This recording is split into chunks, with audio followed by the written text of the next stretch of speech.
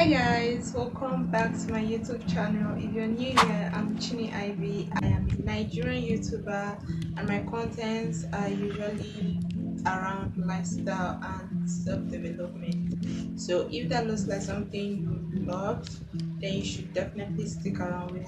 We always have a good time in this channel. And if you're a returning subscriber, hi, hello.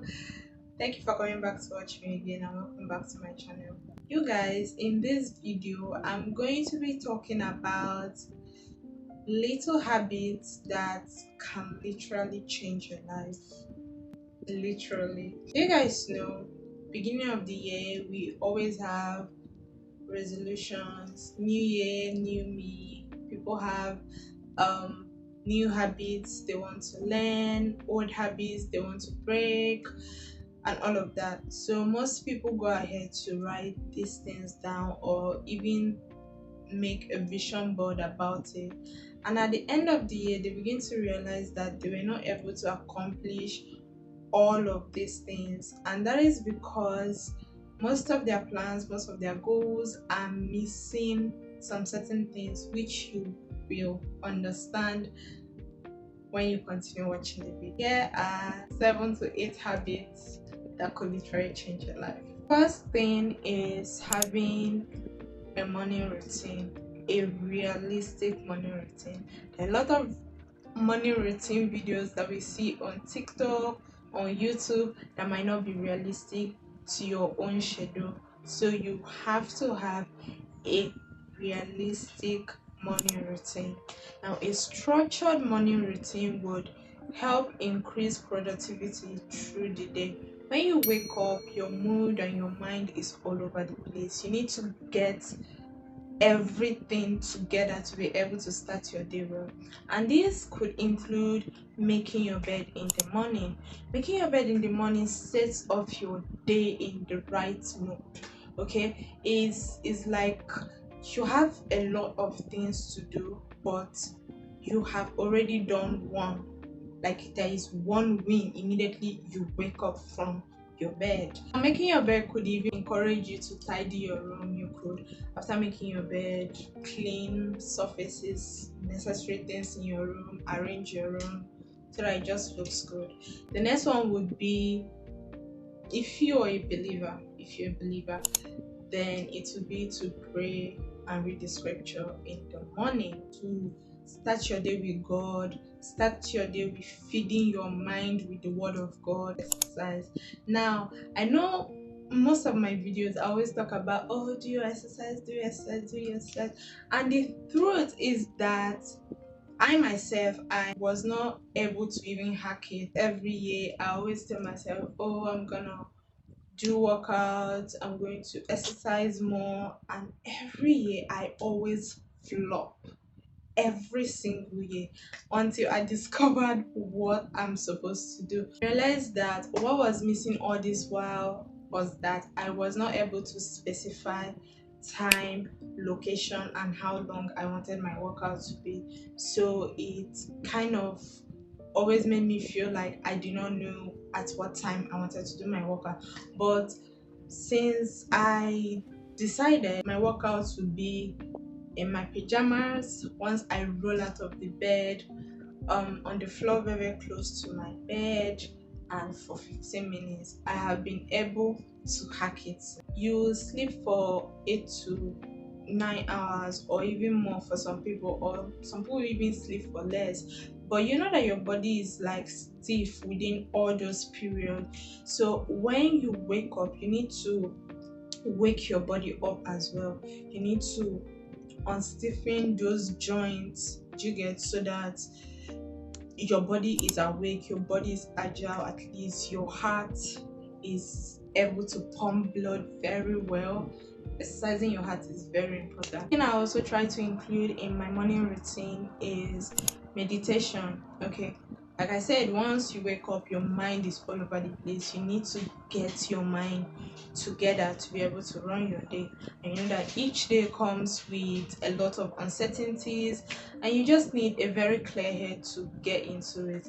And sometimes you could include affirmation in your meditation time. So I recently started making a playlist for my meditation, and I'll be linking them in the description. You know how your day is, you know your life, you know your schedule, and you know when it will be more suitable for you to always wake up. If you're a student or if you go to work by 7, it will be very unreasonable for you to always wake up by 6, because to have a full morning routine, it might take a little while and you might be late to wherever you're going to. So you probably have to wake up by 4 or 5 to be able to have time to do all of those things. Everybody know their routine.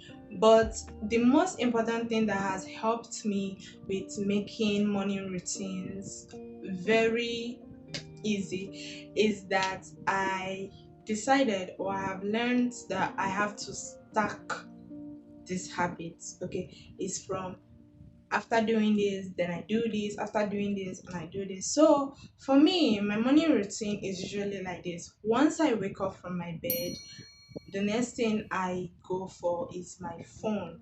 I go to read the scriptures. And now sometimes my mind or my body may not be totally awake. So I'm just like, okay, it's 6. I need to wake up. Like, this is my waking up time. Audio instead of like reading the Bible. So I'll use the audio. By that time, my data is on, messages are coming in, and I just make sure that I do not go to answer anybody's messages. I read the Bible, then pray. Once I finish praying, I know that the next thing for me is to do my workout. So I just roll out of the bed in my pajamas, whatever I went to bed with. I will just roll out on the floor and begin my workout. I'm going to leave the lady channel I usually go to watch workout videos and do workouts with her. Workouts are usually 10 to 15 minutes, and for me that's perfect because I'm not looking to lose weight or gain weight or whatever. I just want to have a healthy body. I just want at least to exercise my heart at the moment and a health. Immediately after my workout, I roll back to bed to go do meditation. I meditate, just listen to some meditation audio. I'm going to link in the description. I have to leave my room and go prepare breakfast, but before I leave my room, I must dress my bed, I must make my bed. Ever since I have learned this habit stacking, my life has literally been better. In my brain, they are now automatic and I love it. So stack your habits so that you can be able to have good results. Having enough sleep. Okay, sleep enough. Now, good sleep improves the brain performance, your mood, literally everything. It's not something you should be proud of if you don't always get good sleep. Okay, I know that in Africa at the moment we are so obsessed with the hustle culture, so people look at you in a certain way if you're going to bed, let's say by 8, 9, 10. Like, people always looking down on you like, oh, you don't even have money and you're sleeping by that time.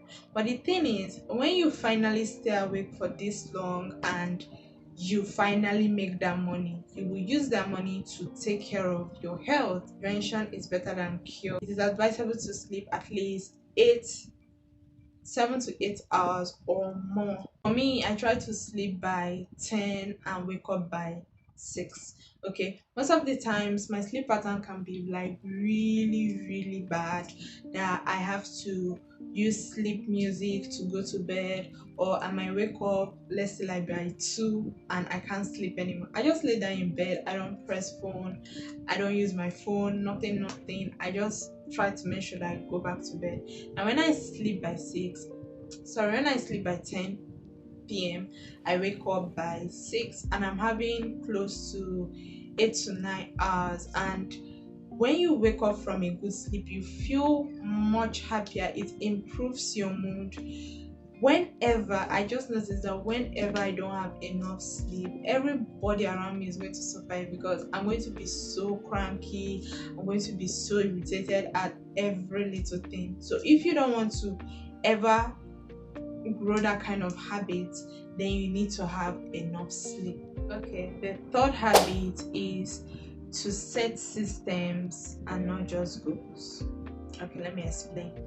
Goals are outcomes, they are the results you would want to achieve, and then systems are the specific processes to achieve those goals. It is advisable to detach yourself from the goals, which is the outcome of what you want, and work more on your system, your specific processes to get those goals. The best way to hit goals is to get better every day, is to make sure that your system is up and running. Humans, we are always so obsessed with our goals. Okay, let's say you want to have a tidy room. Yeah, every time you wake up, there's like a stack of clothes somewhere, you tidy it up, your room is sparkling clean, you're cleaning up the surfaces of places, your room is tidy. You've had that goal, yeah, but if you don't have a good system, you will go back to square one of wanting your room to be tidy. If you go back to the point where you do not keep things where they are supposed to be. Let's say you're doing your makeup, okay? Once you finish doing your makeup, you pack your makeup products and keep them where they are supposed to be in your room. Once you finish using your brush, you keep them at that particular place they're supposed to be in your room. And at the end of the day, you realize that you don't always have to have a surge of motivation to have a tidy room. Your system is working out well for you. You keep things where they're supposed to be. If you come back from wherever you're going to, okay, you know that this clothes I'm wearing is too clean to be washed, and you do know that it's too dirty to be kept in the closet or in the wardrobe. Now what you have to do is to take it outside to air it instead of just dumping it on one chair or in one corner in your room, which would make you at some point feel like, oh, my room is not tidy anymore, and then I have to go back again and tidy my room. So focus more on the system instead of the goals. Okay, when you make a vision board, when you write, oh, I want to be a millionaire by this time, I want to be a good business owner by this time, I want to own a house by this time, you make sure that you're not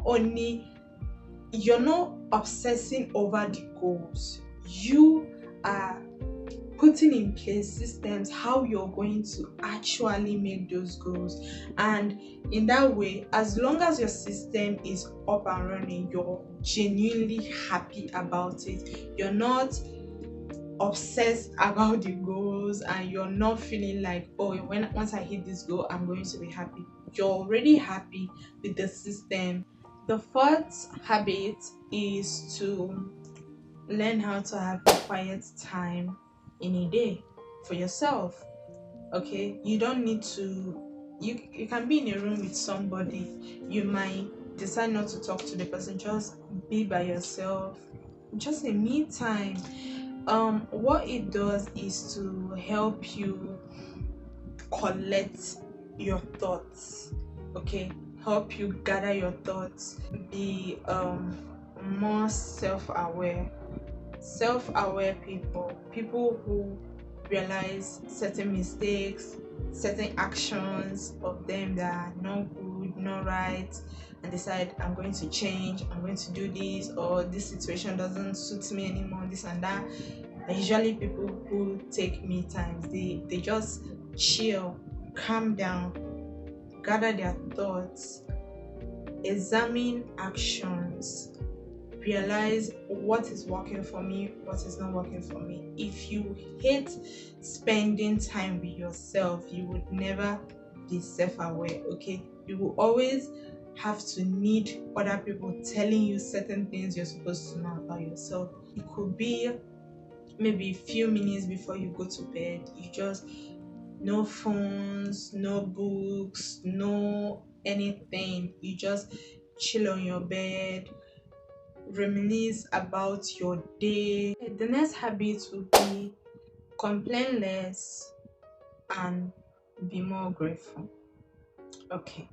So this might come in a little bit hard, but first of all, we just have to understand that different categories of complaining. Okay.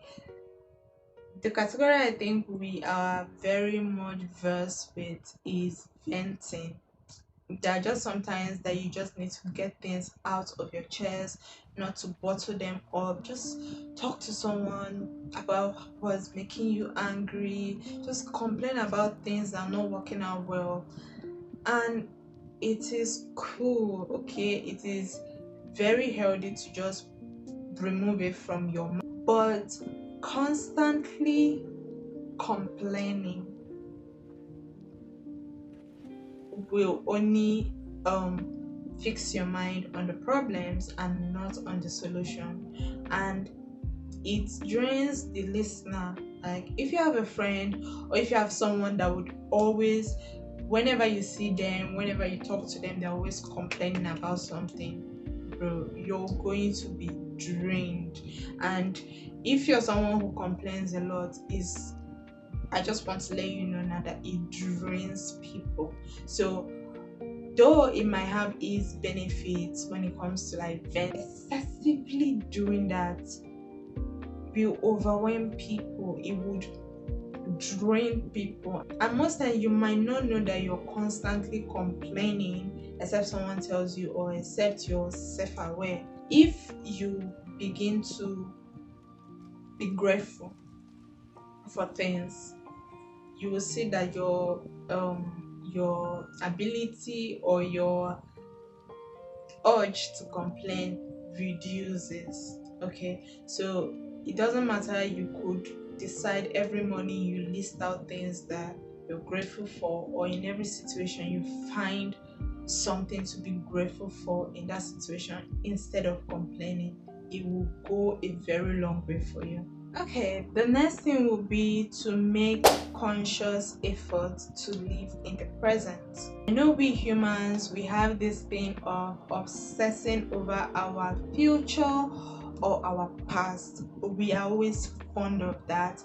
And the thing is that we always have plans worked out. Oh, by this time or by this age, I should be this, by this age, I should be that. And when life throws us off balance, we actually realize that we only have the present. That's the only thing we can truly control.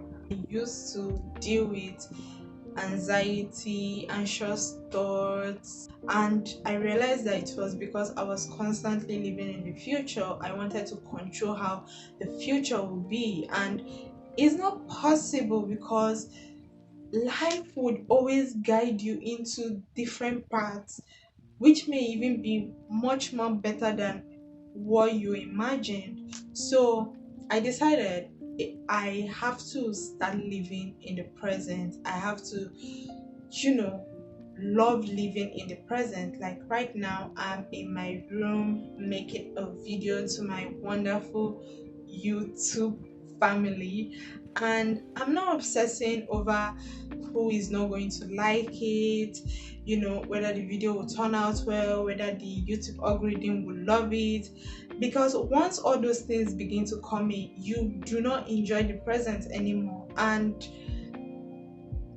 the present goes away. You keep chasing the future and you realize that you're not enjoying now. You're not in control of what is going to happen then. So what's the need? Once I just surrendered and was like, you know what, I'm gonna live in the present. Okay, the present. I'm taking a gap year before I go to law school.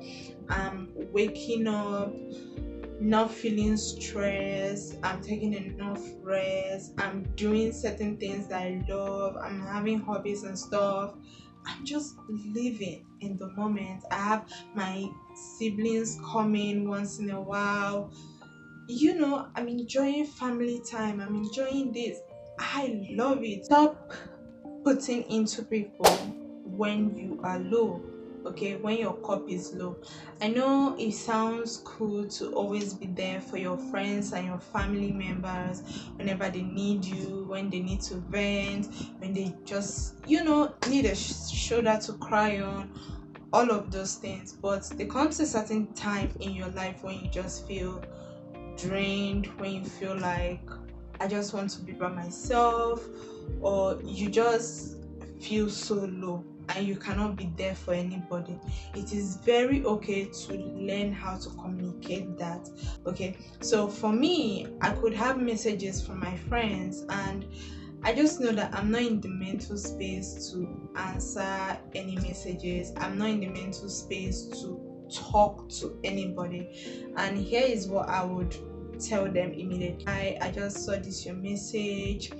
I would really love to be there for you right now, but I can't because I'm just dealing with some things, or I'm not in the mental space to be there for you at the moment. But when I am, I would come. If not necessarily because I need anyone to come look after me and be like, oh, are you okay? Are you okay? It might just be that I'm just feeling a certain type of way and I don't want to talk. So it's just my friends just understand that part of me, and the fact that I communicate that makes it very much easier than ghosting or not talking to anybody anymore. Why this is so important is because you cannot pour out of an empty cup. If your cup is low, if your cup is empty, you cannot pour into somebody else. Okay, you have to learn how to love yourself and love by yourself before you'll be able to do it for somebody. Take care of you.